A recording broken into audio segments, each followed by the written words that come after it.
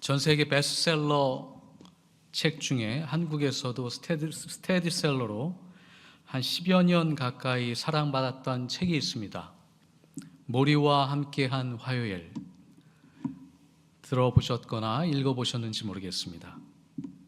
미국 디트로이트의 유명한 스포츠캐스터인 미치 앨범은 자신의 대학 은사하셨던 모리 교수님이 루게릭병에 걸렸다는 소식을 접하고 놀랍니다.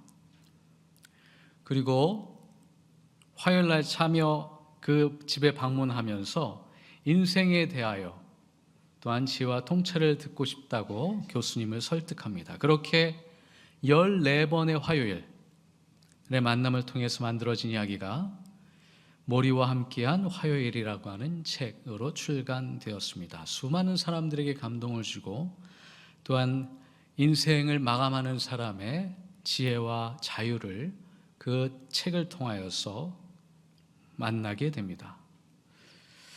모리 교수님이 제공한 깊은 울림의 지혜는 한 문장으로도 요약할 수 있습니다. 자신이 어떻게 죽어야 할지 알면 어떻게 살아야 할지 명료하게 보인다. 죽음을 직면하니까 본질과 비본질이 무엇인지를 뚜렷하게 보게 되고, 그래서 뭘 남겨야 하고 뭘 남기지 말아야 하는지를 뚜렷하게 분별하게 됐다는 것이죠. 죽음은 생명의 끝이지만 또한 우리 인생의 관계의 끝은 아니다 라고 하면서 남겨야 할 것이 무엇인지를 우리로 하여금 돌아보게 합니다. 최근에 신문상에서도 의대 교수님 어떤 분이 큰 인터뷰를 하면서 거기에도 동일한 이야기를 남기는 걸 지난주에 봤습니다. 자신이 어떻게 죽어야 하는지 알면 또 어떻게 살아야 하는지를 명료하게 깨닫게 된다. 비슷한 이야기를 한 15년 전에 제가 사역했던 지역에서 스티브 잡스가 스탠포드에서 연설했던 명연설에도 나와 있죠. 스탠포드 대학 졸업식을 연설한 게 유일한 그의 연설인데요. 거기서 유명한 명언을 많이 남겼지만 그 중에 하나가 무엇이냐면 죽음은 인간에게 최고의 발명품이다 라는 명제를 남겼습니다. 이게 무슨 얘기인가 자세히 살펴봤더니 죽음이라고 하는 현실, 인생의 마지막이라는 현실을 인식하면 매 순간의 가치를 깨닫게 된다는 거죠. 끝을 알기에 절박함이 삶에 올라오고 그것을 통하여 삶의 본질이 무엇인지를 발견하게 되니 그 본질에 보다 더 매진할 수 있게 되더라. 그래서 결론을 죽음은 인간에게 최고의 발명품이라고 내리더라고요. 종교인이 아니라 주어가 사람인 것처럼 얘기하지만 어쨌든 동일한 명제, 동일한 통찰과 지혜를 우리에게 나눠주고 있습니다. 끝은 있습니다. 누구에게나 끝은 있습니다. 우리는 2024년의 끝에 서 있습니다. 올해에 수많은 일들과 사건과 아픔과 성공과 이야기들이 많이 남겨져 있지만 그 중에 우리가 남겨야 할 것은 무엇입니까? 또한 우리가 버리고 보내버려야 할 것은, 흘려보내야 될 것은 뭘까요? 제가 미국 병원에서 있으면서 안병동에 있을 때, 그때 벌써 20년 전이니까 팔리에이티브 케어라고 하는 표현이 미국에 막 등장하길 할 시점입니다. 한국에는 한 10년 지나고 나니까 완화치료라고 하는 개념으로 활성화가 되더라고요. 그 안병동에서 삶의 죽음을 앞둔 직면에 있는 환자들에게 어떻게 전인적이고 통합적인 치료를 제공할 것인가라고 하는 새로운 개념의 치료팀에 제가 원목으로서 참여를 했습니다. 그래서 그것이 어떤 의미인지를 잘 알고 관련된 서적들을 항상 주의 깊게 봅니다. 최근에 아마존에서 베스트셀러가 됐던 책 중에 하나가 브로니 웨어라고 하는 분이 쓴 죽음을 앞둔 이들의 5가지 후회, The Top 5 Regrets of the Dying이라고 하는 책이 있습니다. 이분이 한 8년 정도 팔리에이티브 케어의 간호사로 섬기시면서 임종을 앞둔 환자들을 직접 돌보셨죠. 그 사례를 기반으로 하여서 많은 환자들의 경험과 그들이 남겨놓은 후회의 말들을 기록으로 남겼는데 전 세계 100만 명이나 되는 사람들이 읽었고 지금도 29개 국가의 언어로 번역이 되었습니다. 기회 되시면 소개드린 이 책들을 좀 읽어보시면 좋겠는데요. 여기에서도 유사한 형태의 통찰과 지혜를 안내합니다. 인생의 마지막에 쓴 우리의 인생의 선배들이 후배들에게 무엇을 남겨주고 싶을까요? 5가지는 첫 번째, 자신에게 충실한 삶을 살지 못했다는 사실. 열심히 사는 사람들에도 불구하고 충실하지 않았다. 두 번째는 너무 많이 일했다. 일 중심으로만 살았다.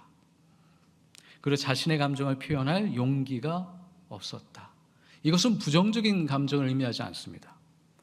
긍정적이고 생산적이고 건설적인 감정인데 그것을 그냥 외면하고 흘려보냈다는 사실에 너무나도 후회가 된다. 특별히 사랑했던 사람들, 내 마음에 소중한 감정을 전해줬던 그 사람들에게 그냥 무시하고 흘려보냈던 그 경험들, 용기 내지 못하여 말하지 못했던 것들에 대하여 후회를 하고 있습니다.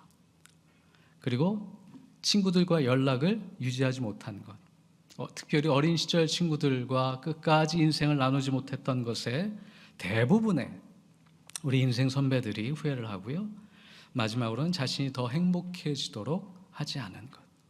근데 여기 행복의 조건도 다릅니다. 우리가 정신 멀쩡할 때, 젊을 때 성공을 추구할 때 그 행복의 개념이 아닙니다. 그래서 이분들의 수많은 분들의 후회 속에서 인생 마지막 즈음에 남겨놓은 결론과 같은 이야기는 일 중심으로 살아왔다는 사실에 후회가 된다. 그로 인해서 관계를 소홀히 하다가 소중한 사람들을 잃어버린 것, 그것이 죽음을 앞둔 인생의 맨 마지막 지점에 선 사람들이 가지게 되는 가장 큰 후회라고 합니다. 사랑이죠. 결국은 사랑에 대한 굶주림, 사랑에 대한 안타까움을 남겨놓은 것. 이게 진리에 가까운 말씀이 아닌가 싶습니다. 결국 남는 건 사랑이죠. 120세가 된 모세가 느보산에 올라가서 가나안 땅을 내려다보면서 이스라엘 백성들에게 한 설교가 오늘 본문의 맥락입니다. 29장부터 34장까지 마지막 설교를 길게 하는데 34장 7절에 보면 그가 지금 건강 상태가 어떤지 뚜렷하게 얘기해 주고 있습니다. 그의 눈은 빛을 잃지 않았고 기력은 정정하였다.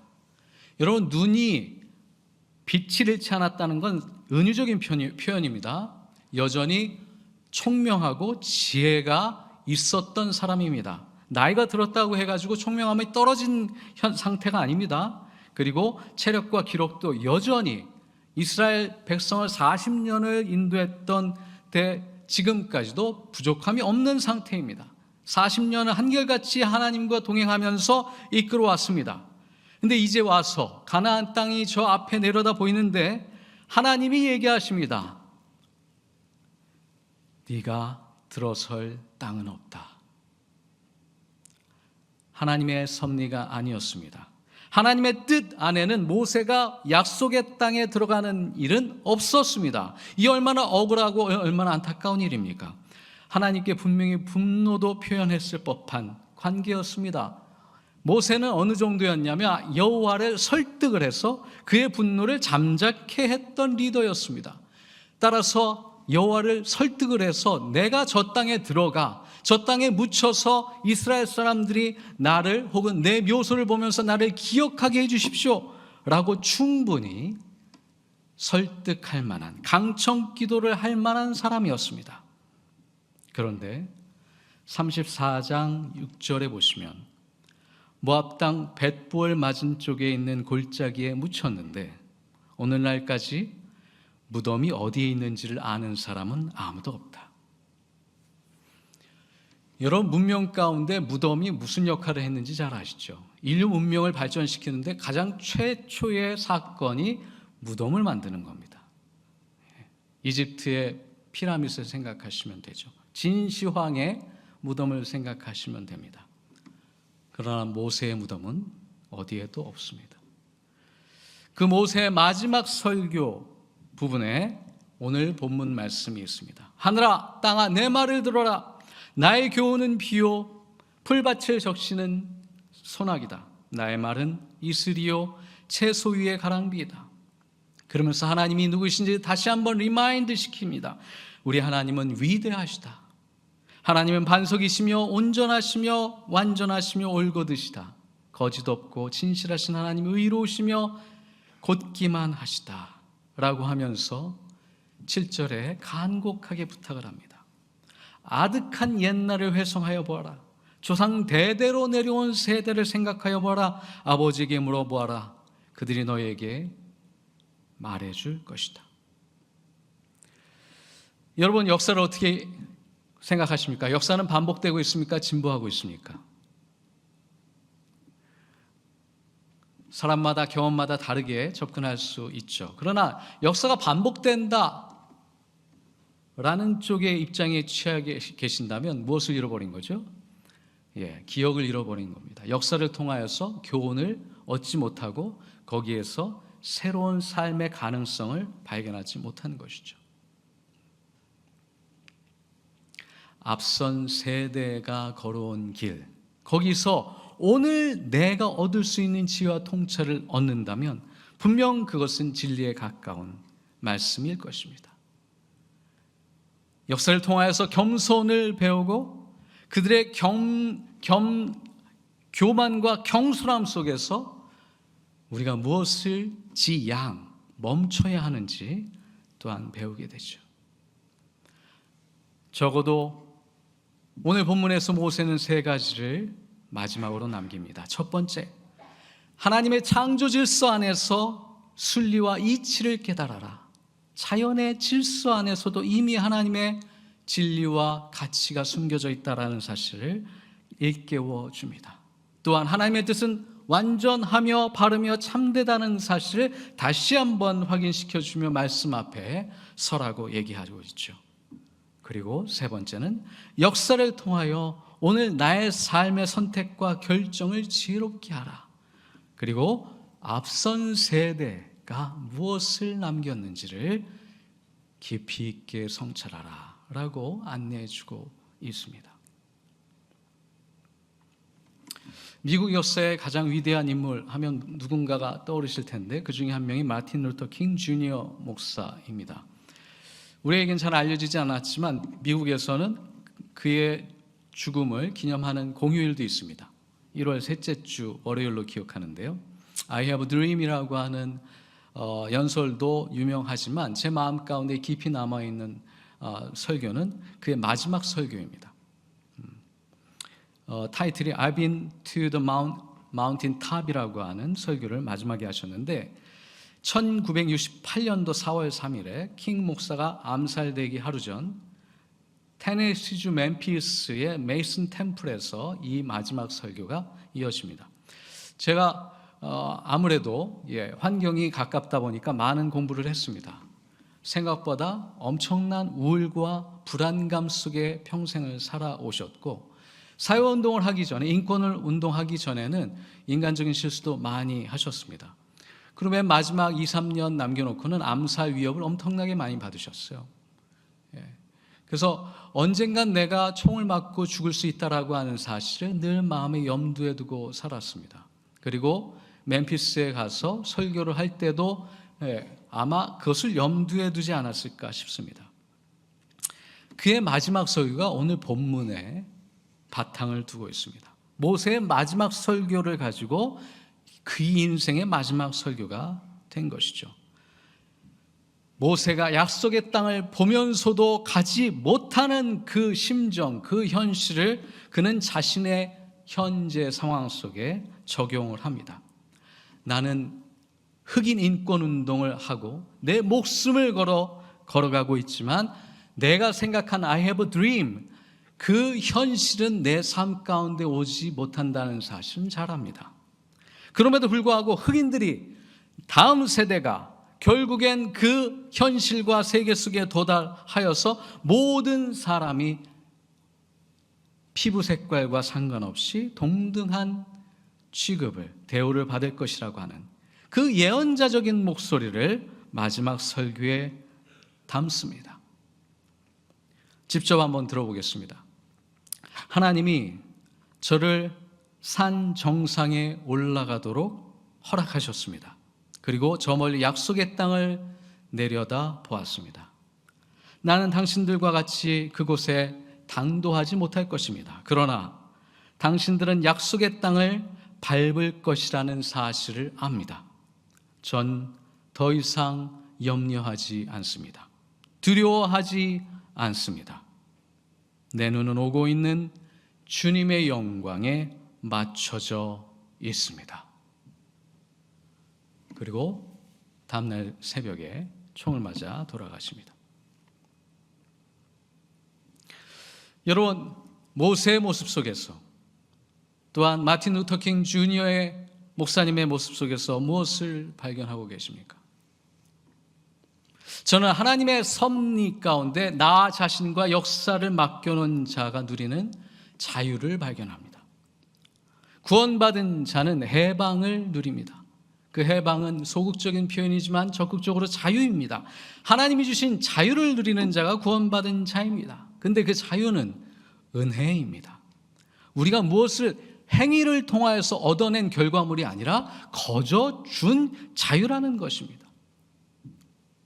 예수 그리스도를 통하여서 우리에게 주신 선물이죠.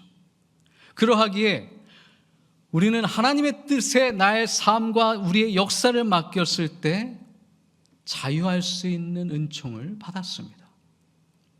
그것이 2024년도 끝자락에 서 있는 우리에게 주시는 약속된 선물인 줄 믿습니다. 무엇을 남기시겠습니까?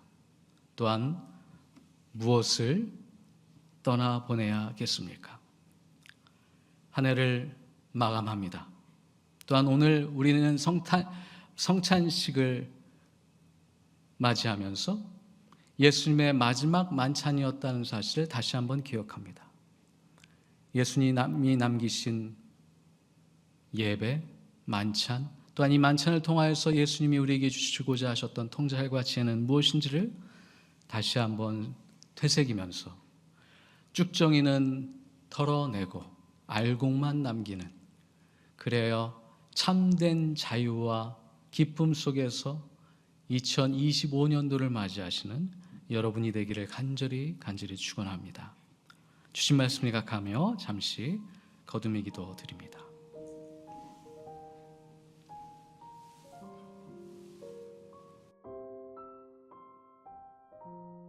생명의 근원 되신 아버지 하나님, 여기까지 인도하셨습니다. 2024년도 첫 주부터 마지막까지 우리를 먹이시고 입히셨으며 이제 우리에게 새로운 소망과 기대를 품게 하시니 참으로 감사를 드립니다. 주님의 말씀, 주님의 생명을 먹고 남겨야 할 것은 남기며 또한 떠나보낼 것은 떠나보내 주님이 주시는 참된 자유 안에 기쁨을 누릴 수 있는 모든 성도들이 될 수 있도록 축복하여 주옵소서. 예수님의 이름으로 기도드립니다.